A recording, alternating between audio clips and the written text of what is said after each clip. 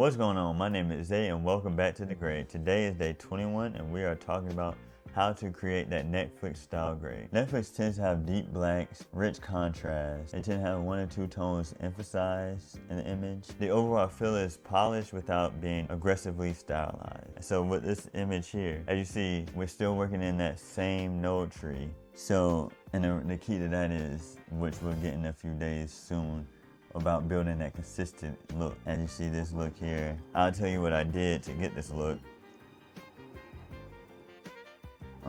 Play it out.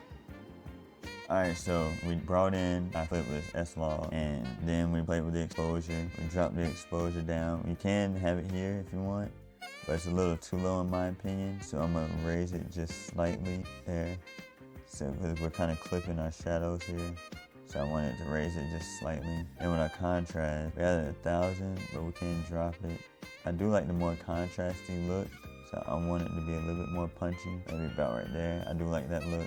And then my saturation, I didn't really do much with the saturation. I just took that red out of the shadows. This looks insane, I can't lie. This grade looks insane. The white balance, this was shot in blue hours, so I have it at 6500. I could cool it off a little bit, but I don't want to cool it off too much. I do like the warm tones because it was sunset.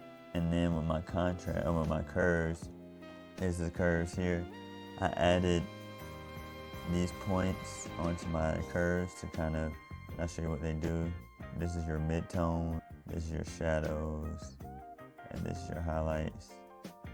You can't bring that all the way down, but I don't want to clip them, so I do that. This is your color space transform and your clean. That is it for day 21.